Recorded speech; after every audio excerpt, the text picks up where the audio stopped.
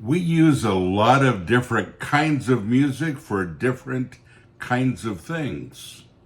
We're going to talk about angry workout music next on Pastor Bob's Coffee Break.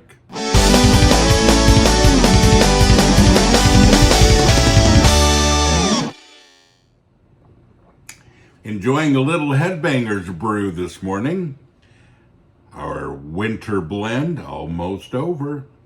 And the greatest coffee, let me just say. You can find that and all of our swag right here. We are metal, we are family.com. Here's the question for today. Dear Pastor Bob, I've been watching your videos for 8 years or so. Thank you very much. And he says, keep it up. I work out 5 to 7 days a week. The gym is a big piece of my life. I seem to get my best workouts when I listen to angry music, Slaughter to Prevail, Suicide Silence, or Whitechapel, etc. I avoid any song that is anti-God, but the hard-hitting, violent, angry songs just help with the workout so much. Maybe I'm releasing anger this way. From a biblical standpoint, is this wrong? I don't feel convicted for it. There's some heavy Christian bands on my playlist also, like Impending Doom. Great band, by the way. Just saying. Figured I'd ask you, since you're a music guy. I've tried talking to some other Christians, and I basically get, if it's not Christian music, then it's sin. Meanwhile, they watch movies that depict the same violent imagery. I totally understand what you're saying. And it's a great question, isn't it? Honestly, you know, I am more and more careful about the things that I let come into my mind these days. I really am. It's a cause and effect. You know, we used to say garbage in, garbage out, but there's something about that really is true. And, you know, I've been working with Christian rock and with Christian heavy metal now for 50 years. And I see it as such a great alternative. You know, it used to be that people say, well, I listen to secular music because there's nothing good in Christian music. And there was a time that was true. It's not true anymore. And in fact, if you want aggressive music, there's plenty of music that's aggressive. Now, is aggressive wrong? Well, I'm also very old. And I remember John Philip Sousa. He's written a lot of very patriotic music, but a lot of marching music, and it would get your blood going and you'd get stirred with it, and it did something inside. And people used to lift weights and stuff with John Philip Sousa. Why? Because it got you going.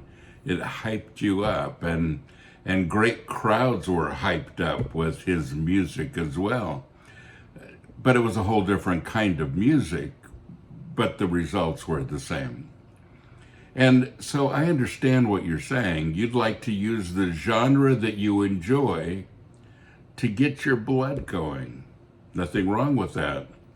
But let me just say that the genre that you enjoy is not just limited to secular music. And some of the bands that you're talking about are definitely not Christian bands. And I'm not saying that everything that you listen to has to be Christian. But I am saying that you have an alternative to also listen to those that will also edify you and not leave you with the same feeling as the others will. Now, the lyrics are important. I always feel that way. And you can take a really great melody and put horrible lyrics to it, and that melody will stick with you all day long. And whatever you put into your mind will imprint there. And you begin to sing it throughout the day. It begins to get in your mind. You notice that with TV or radio commercials. you recognize the song. And I could probably name a lot of major brands, and you might be able to sing their song, their logo, because that song imprints and we remember it.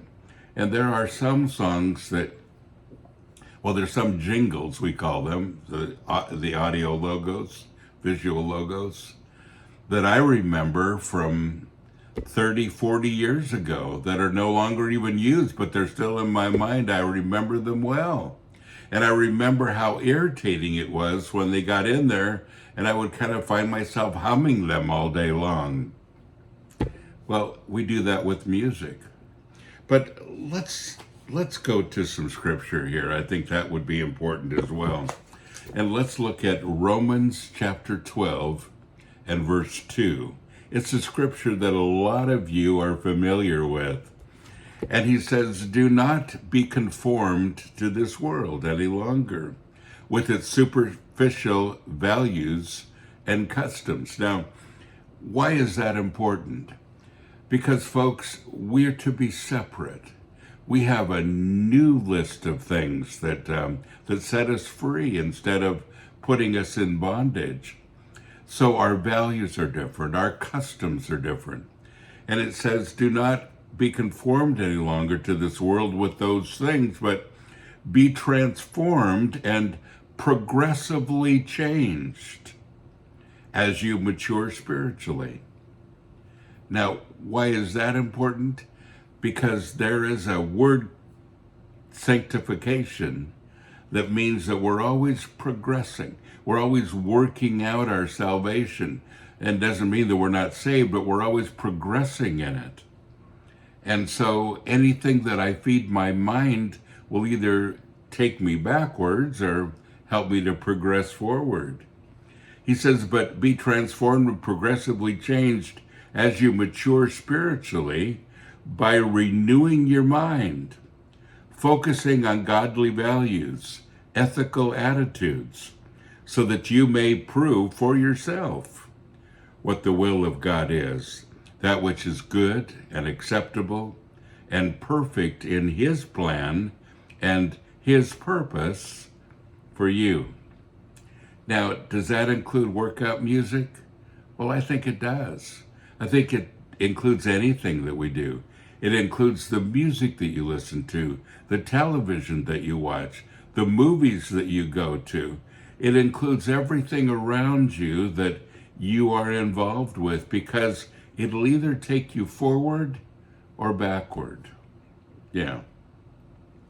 And he says, don't be conformed to this world by its superficial values and customs. Be transformed, and not just transformed, but progressively changed as you mature spiritually. Renew your mind.